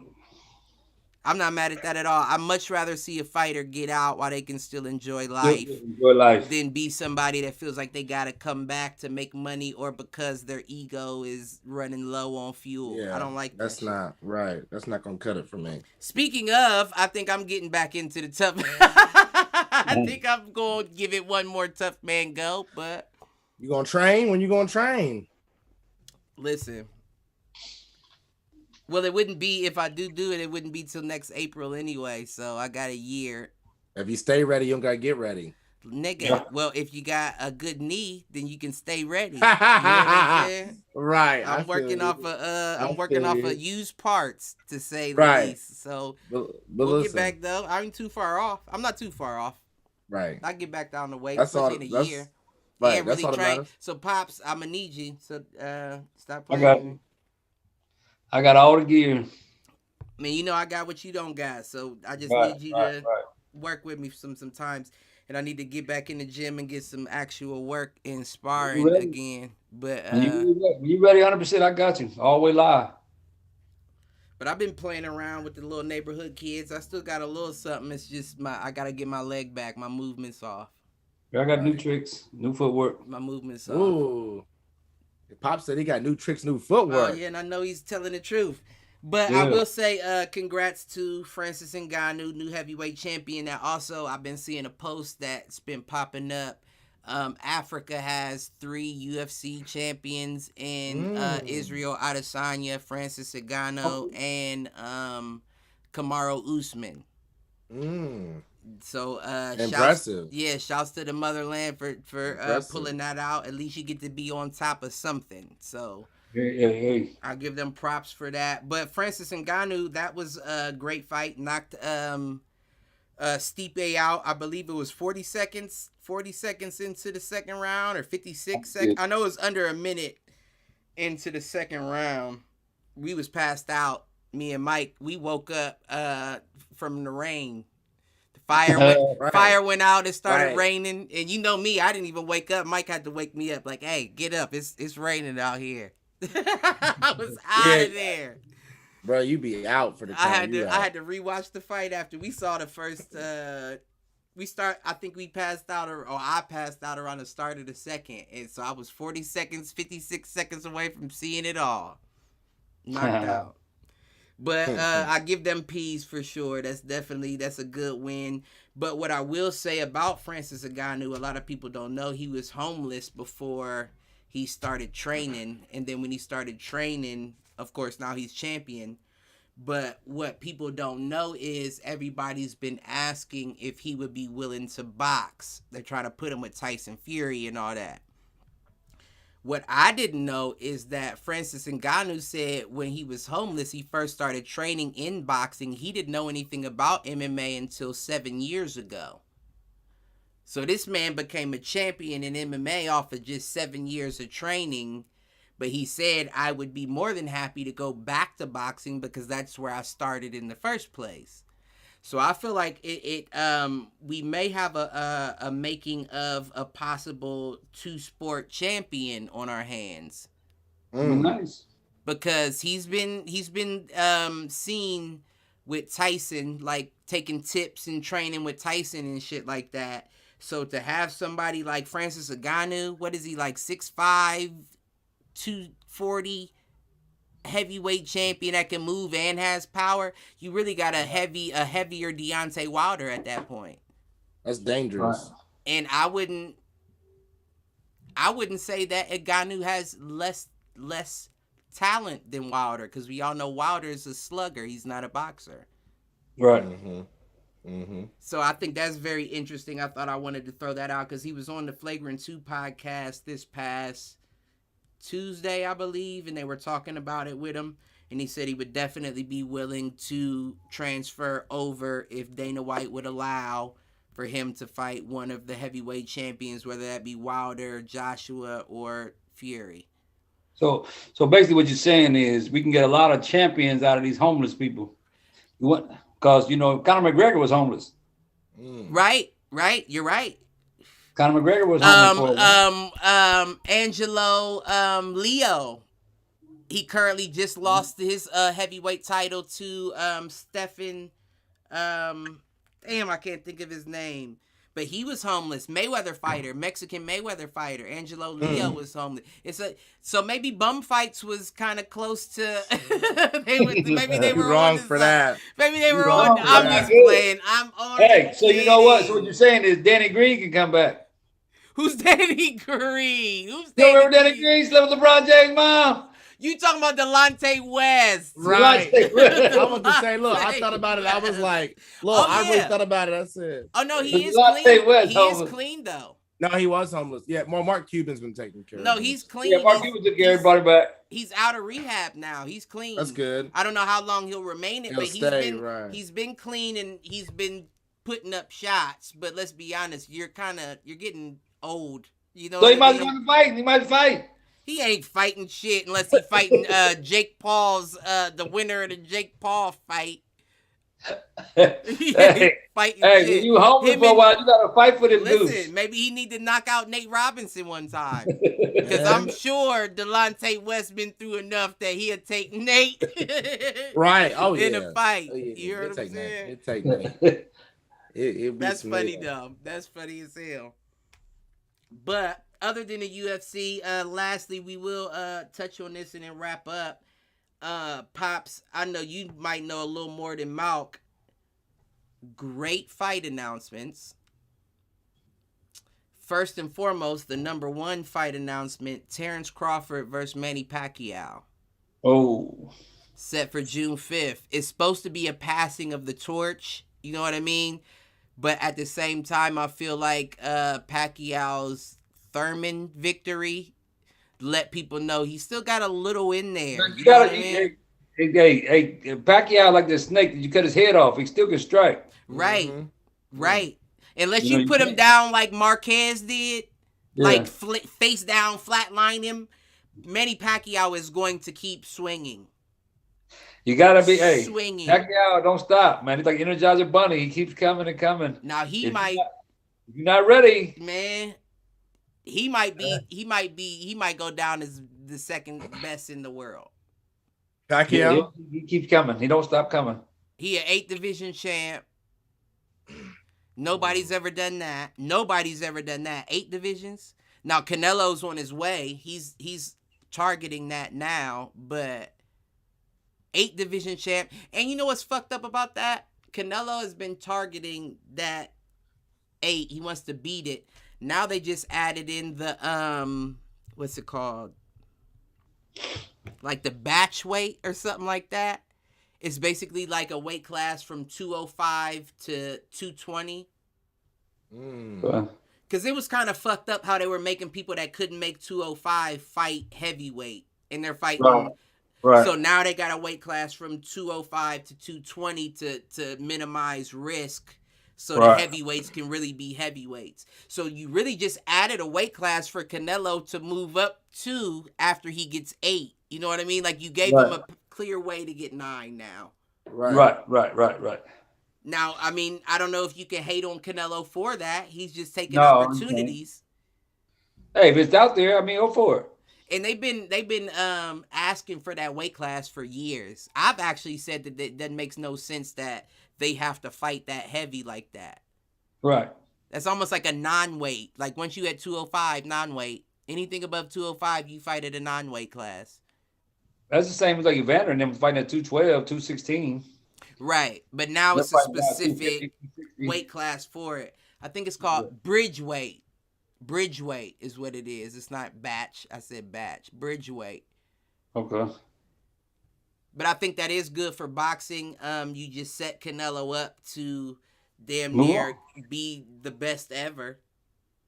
Because when you look at his resume and the amount of fights he's already had, plus working towards, and he's only 30 years old. That's impressive. And he's not taking punishment like that. I think we got a Chavez situation on it. He's not going to get to 100 by no means. But I think he can get to like 65, 69, 70. Plus his resume says who else got him. Like you almost put him up on a pedestal at that point. But other than that, they got Ryan Garcia is fighting Javier Fortuna in July. Javier Fortuna is the 135 regular WBA champ, but this is not a Luke Campbell fight. I can see this being very tough for Ryan Garcia. It's going to be a good one, to say the least. And then lastly, there's more coming up. Of course, we know about the Tyson Fury, Anthony Joshua. But this next Saturday, Jaron Ennis is fighting Sergey Lipinets. That is going to be a great fight. You say you don't know neither of them? No. Jaron Ennis is the one I was talking to you and Greg about that I said y'all need to watch coming out of Philly. Him and his dad fight, man. I think he's my favorite fighter to watch right now. Okay, I'm gonna check him out. He's slick. He got a little bit of power. He just makes it look very easy at that, especially at that weight 147 with Errol Spence and Terrence Crawford. He's been calling them out now for the past two fights, but he's only, I think, like 18-0 or something like that. Like he's not really at a level to be taking them on like that. That's why they're not giving him no headway. But if he wins this Sergey Lipinets fight, which is not a pay-per-view, by the way, if you have the Showtime app, you can watch that. Okay. That's going to be a good one. I might even have to get the Showtime app again just so I can watch that fight and cancel it after. That's how good that was going to be. But we'll find somebody with it. With the credentials. Shit, I would say I'm sure Micah turn it on, but you'll be out of town that weekend. That'll be next weekend. Oh yeah. Oh, okay. Well, stream it to me on Facebook Live or something. Watch it that way. Hey, I guarantee we don't bootleg shit, and we over here making a podcast. You trying to get us shut down early? Hey, one way or another, probably. Nah, we'll figure it out though. That's a fact. Even if I gotta. What I probably do is, if that's something you really want to be involved in, is what I'll probably do is renew my Showtime membership and give it to you for that fight, and just go watch it at Mike's. Go watch it at, because we can't both watch it at the same time in Showtime. They don't allow you, but you can have the username and password for that fight, and I can go watch it somewhere else. I see. Okay, just let me know. We'll figure it out though. You didn't mention that Poirier McGregor. Oh yeah, that's coming up. Is it July? Did they announce July? They said July. I don't know what date. I gotta look it up, but they said July. Poirier McGregor. Is that round 3 we said, or is it? That'll be the third fight. All right, trilogy. Yeah, that'll be the third fight. I honestly thought Poirier would have taken not a tune-up, but a separate fight off the side before he went back in with him that quick. But I mean, like we said, Dana White makes those calls most of the time. Yes. It's not like having 3 different people trying to come to an agreement. If Dana White says you fighting him, you have no choice. Right. That's exactly what I like about the UFC. Boxing needs to take notes on that. But other than that, I don't have much. I feel like I'm missing a fight. Wasn't there another? We all talked about what is it? Tyson versus Holyfield. Up. Oh yeah, we got the Tyson versus Holyfield. You know what fight I forgot all about, and rightfully so, is that fucking Mayweather Logan Paul. Oh yeah, right. It seems to me that more people are interested in the little brother, Jake Paul, right, in fighting the MMA fighter than Mayweather and Logan. Ben Askren, is that Askren? Askren. But I feel like that's more of a closer fight than a Mayweather Logan. Like that's almost comical. Right. It is. Like I get Logan Paul's 6'3", about 200, 205, and Mayweather's letting him come in heavy. I get it, but that's still not that big of a risk for Mayweather. I don't get it. I don't know. Money talks. Money talks, and they know. But I understand it is a big money fight because Mayweather's not a fool. If he knows if he beats up Logan Paul real quick and then says, "Well, Jake, avenge your brother," he's setting it up for a big payday. Right. A big like bigger than McGregor, bigger than a big payday is being set up currently. Right. But other than that, that's all I got. So if any of y'all got anything, what I will come up with is my final question and the hit the showers. So Mike Brown's punk ass who keeps bugging me. I'm sure he said, "Let me sit next to you on your camera and finish out the." talking about earlier when he first came in when it kicked him off. He said, "Kick me off." Tell him I hit the showers as Trent Brown. So, you keep Trent Brown. So I want to get that out the way for Mike Brown, father-in-law. I'm glad. Picking on you, Trent Brown. If you want to come beat him up, I won't gladly turn you down. Listen, Trent Brown, you come after one, you coming after the squad, so you better be better at blocking. Trent, I'll make sure somehow they can't make it there. But anyways, no, I was gonna say, my bad. I forgot now. What you asked about hit the shower? Just my hit bad. the showers right now. I'm still coming up with my final question. So just okay. Hit the showers. That was Mike Brown's. Pops, who you got for hit the showers? Who you think needs to hit them showers? The James family. The James, like LeBron James in them? Oh, yeah. Because of that. Okay. When you start calling other people out about buying championships, and your dad come in and just buys championships everywhere he goes, except for in Cleveland. He tried to do in Cleveland as well. And he tried to get Curry now on the Lakers. Man, you're buying championships. You crying when somebody else do what you do. Cliff. He said he trying. I'm just being honest. Cliff, you wasn't. Hey, Pops. Cliff wasn't coming out of my Lakers like that on Wednesday. Now you got him riled up about the damn Lakers to my Curry. Hey, I'm a Lakers fan, 100% Lakers fan. Okay. I'm a Lakers fan. But you know what? I don't like this, like getting rid of the players. LeBron will not. You know what? That's why Boogie Cousins ain't on the Lakers, because anybody who takes any kind of shine from LeBron got to go. LeBron fucks the team up. I agree. He does. He wants anybody. You know what? You could take, if you said they would give him the LaMelo Ball, he said no, because he don't want nobody that makes him look like he got to play second fiddle to nobody. Well, no, I think we talked about that too. I think it's more of a he doesn't want to produce. He doesn't want anybody to grow into their role. He wants somebody that's already what I can expect you to be. I don't think that. I think he don't want nobody to outshine him. Anybody that comes in and takes away his thunder, they got to go. That is some of what we talked about, because we said it about what's his name, Brandon Ingram. He got rid of him, and that was his best number 2. He got rid of Wiggins. Why would you get the best man on your team? He got rid of Wiggins, who was a number 1 draft pick before he even got a chance to put a shot up. That's my point. And then he ended up getting one of the biggest contracts about 4 years later. Now he's been falling off since. He's been doing good in Golden State though.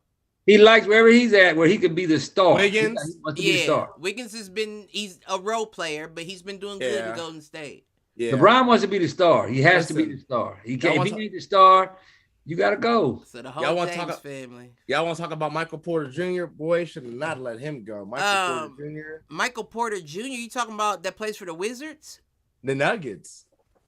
He's on the Nuggets now? Balling. You talking about dude that had the back injury, right? Light skinned dude. The one we said the Cavs let go back in the day, right? They said the Cavs had him and they let him go. No, that wasn't Michael Porter. Kevin Porter. Oh, is it Kevin Porter? Kevin Porter, and he's on the Nuggets. He went to Houston. Michael Porter is the dude from light skinned cat, skinny, tall. Yeah, he had a back injury. He's balling in Denver. It is Denver. Okay. You're right. But I thought that was the one LeBron. Okay, so that's not him. No. Oh, Kevin correction. Porter Jr. Correction. Listen, that's a big. But LeBron does that. LeBron does that though. I mean, too. Yeah, he don't want nobody outshine him. Yeah, I can't stand that. Well, Kevin wasn't on there when LeBron was on there anyway. That was a locker room issue. Oh.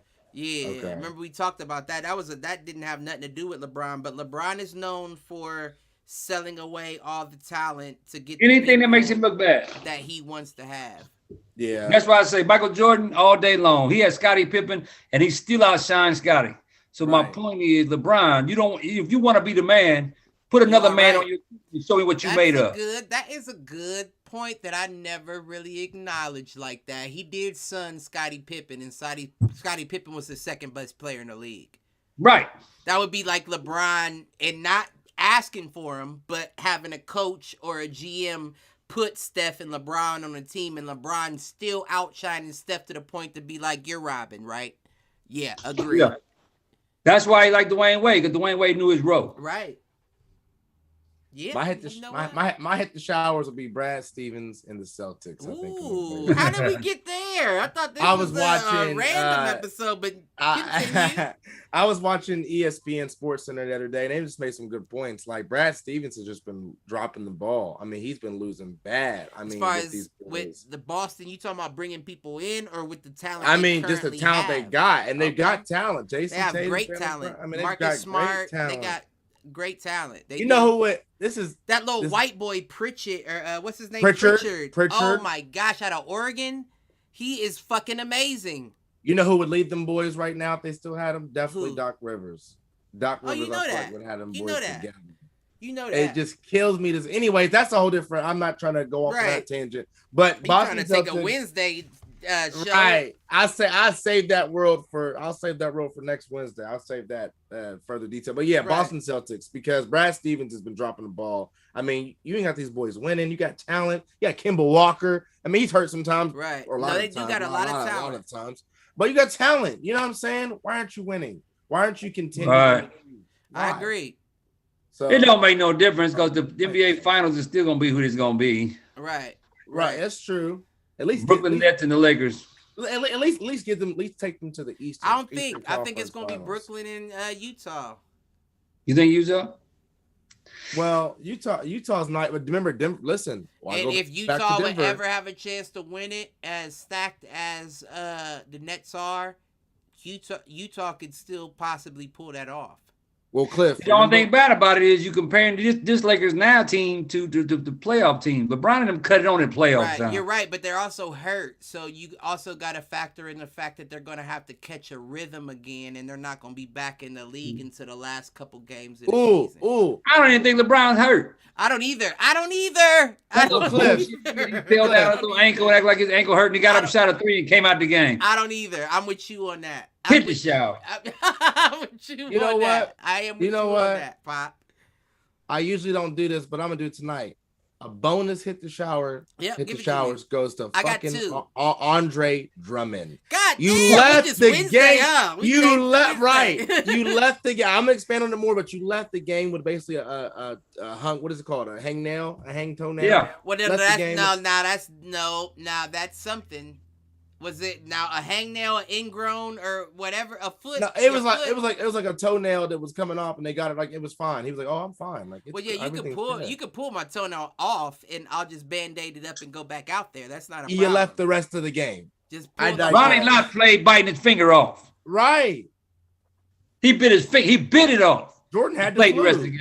Just pull the whole nail off and wrap it up. I'll be right back on the court. So hit the showers, Andre Drummond. But I digress. You know, but no, them is good. I'm not mad at you. I'm just saying you just took us to Wednesday. I came out the gate. Yeah, I gave us a pre. I almost right. An trailer for Wednesday. Right. That's good. Okay, yep. I'll take that. Yep. So I got two myself. I'm still trying to come up with my final question, but I'm gonna get it. My first one is going to. Well, wait. Can I buy some time and tell y'all my first one and remember my second one? Yeah, go ahead. Well, I was actually saying that to myself as well. Oh. But Mac Jones, your gym teacher, built body, non-passing accuracy ass, hit the motherfucking Alabama showers. Okay. All right. Coming up the gate swinging. I'll give him that. And then secondly, hold on, let me flip through it. Oh, yeah, okay. Secondly, I got to give it to the Olympics organization. Add the MMA. Add it. There's no reason why you shouldn't. Like, there's kids competing in it constantly. It's a growing sport. It's no more dangerous than any other contact sport you have there. There's no reason why you can't add it. Add it by 2024 or hit the showers, Olympic organization. That's me. Final question. I'm going to take it back to... Nah, we ain't going to do that. I'm going to take it back to... It's going to go back to quarterbacks. We're not going to take it back to Pro Day because I know we've been doing that since we've started damn near.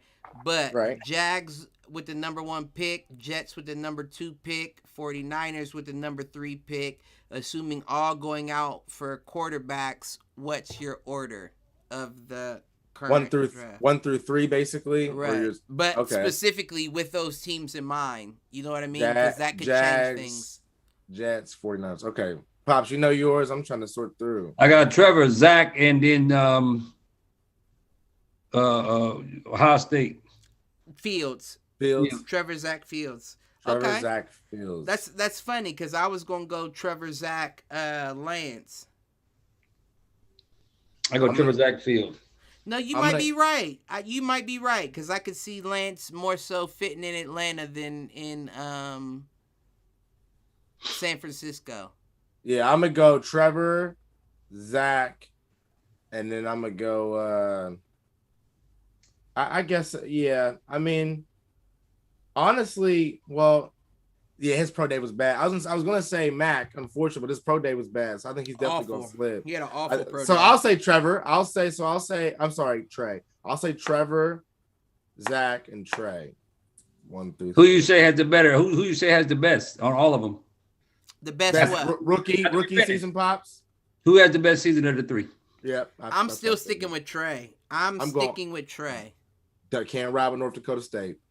It's nice. I'm sorry, Trey. I'm sticking with Trey. I hope you. I pray you prove me wrong. I think Trevor Lawrence has a great rookie season. Don't get me wrong. I think he has a great rookie Jacksonville. That's what scares me about it. Think about it. Here's the issue. To answer your question, Pops, I think Trey. I'm gonna go with Zach out of the 3. Simple reason why, because the Jets have a new coach too, don't they? The reason why I wasn't going to go with Trevor is because I thought Urban Meyer's a new coach and a new coach to the NFL, and they have a new quarterback. It sounds like coming in, Trevor Lawrence. I didn't have faith in that. But on the flip side, if I go with Zach, they have a new coach in the Jets too, and he's going to be a new quarterback. So, I still go with Zach. Okay. But I go with Zach because the NFC sucks. Right. Yeah, no, I'm going with Trey. I got to give it to my guy. I said that was going to be my dark horse. No pun intended, but that's who I'm going with. But I think Justin Fields, if he goes to San Francisco, will have the better season. I think so too. No, that I do agree with. I think he would for fit a better yards, but for the better statistics, I'm going to go with Zach if he goes, because he's going to be in the NFC and it's not the greatest of divisions, and they pretty much went with a 4-12 team. One more quick question, and then I'll wrap it up. And that's going off of what you're saying. Is so now, since if Zach goes to the Jets, does he have a better rookie season than Sam Darnold did? Yes. Everybody was on Sam Darnold in the beginning, and then he kind of fell off towards the end. Yes. Absolutely. Okay. Yeah. Okay. The Jets defense is not too bad. They're not the greatest, but they're not too bad. And if you give him a good receiver to go with who he has, I mean, I think he'd be all right. What's number 2, real quick, and then we'll wrap it up, Malk. What's the number 2 Jets pick? What's their second pick? If you could look that up, can you real quick? Like what you? Yeah, like the number, like their second pick. Like what's the what Jets' number? Second pick? Their first 34? pick is number 2. Second pick could be 16. I see what you're saying. I see what you're saying. Because that's a good point, Pops, and that they would pick definitely they pick round 1 pick 22 and round 1. That's not pick, bad. And listen, round 1 pick 23, and they got 3 picks. That sets up exactly what you're talking about, then, Pop. So round 1 pick 2, round 1 pick 23. So 2 first round plus picks. the round 1 pick 2. Oh no, you said that round 1 pick 2, round 1 pick 23. 2 first round picks. It still sets up what you're saying though, Pops. Right? That's exactly what. They're projected to get Najee Harris if he stays that long. If he stays that long. 23. If he stays that long. And if he does that, I definitely go with him. Yeah, I see that. Right. Yeah, I would too, but I don't see that happening. Yeah, I don't see that happening. But I do agree. Yeah, that makes sense. That makes perfect sense. Well, I don't have much to say to wrap us up. Do any of y'all got anything to take us out before I wrap everything? I just say much love and good night to all the shower heads. Much love to everybody. Good night, all the motherfucking shower heads. See y'all Wednesday. Definitely see y'all Wednesday. And Mike Brown, you better be in the motherfucking showers because your ass is off this bitch. Right. Mike Brown. I'm just playing. We love you. Huh? Y'all call back. I'm going to see what she wants. I ain't seen her all week because I've been working all the time. If she ain't doing nothing, we hit y'all up. We can go out and get some eat. Yep. Let me know something. Mark, stay on for me after the thing. I ain't doing that. All right. Love y'all. If y'all don't love know, love y'all. Be love good y'all. Or be good at it. Be good at it, my shower heads. We out this bitch. Later. All right. Oh, eat.